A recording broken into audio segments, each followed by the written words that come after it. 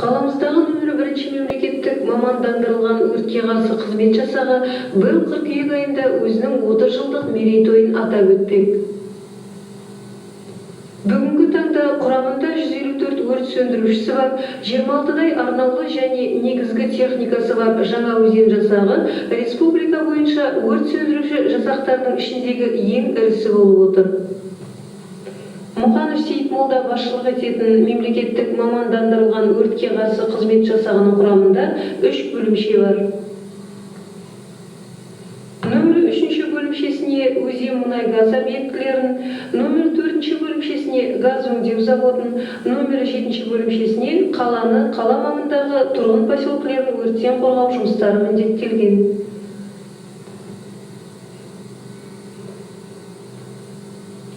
Өрт сөндіру шараларының өрт сөндірушіден қандай ептілікті, алғырлықты, батылдықты талап ететінін білесіздер.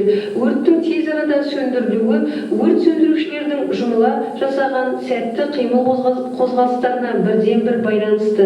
Сондықтан да өрт сөндіруші ылғи да спорттық формасын сақтап, күнделікті дене шынықтыру қимылдарын жасап тұруы қажет.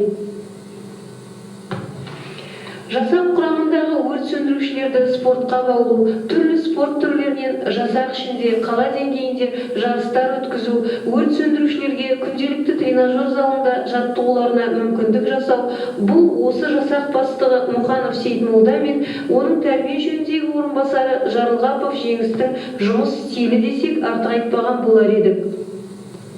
Бұл бір жағынан өрт сөндірушілердің кәсіби шеберліктерін шыңдай түссе, бір жағынан салауатты өмір салтын қалыптастыруға зор ықпалын тигізері анық. Қалай болғанда да жасақ басшыларының бұл игілікті істері құптарлық аяқ екен. Өрт сөндірушілердің ерен еңбегі туралы жасақ бастығының орынбасары Бердоңғаров Жақсыбай былай деп әңгімелейді.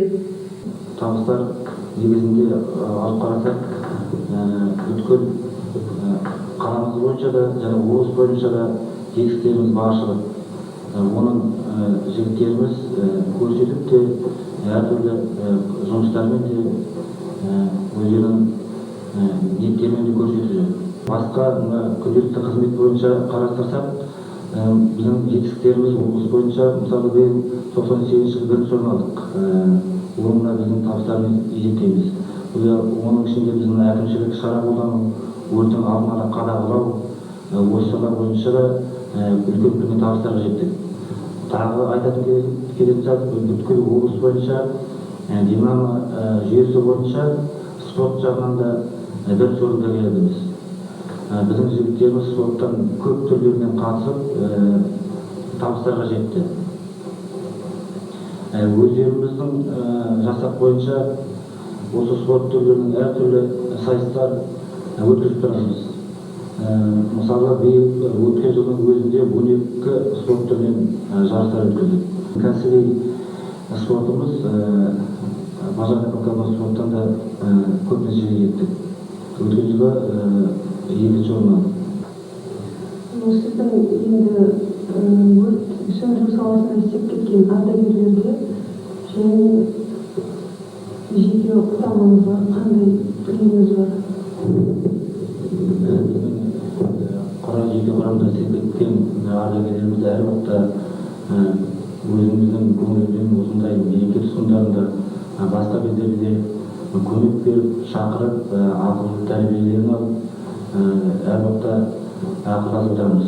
Біздің мысалы бүгін мереке тұсында ардагерлерге 1000 теңгедей қаржылай бөліп, бүткіл 20 шақты ардагерлерімізге кішкене болса да осы қиын кезде септік ететін деп көңіл бөліп отыр. Сонымен қатар ардагерлерге арнап әртүрлі шаруалар жүргізіп тұрамыз. Мысалы, Теңге кентінде тұратын ардагерлерімізге су, отын жайында көмектесіп тұрамыз. Атқарылған енді жұмыстар көп.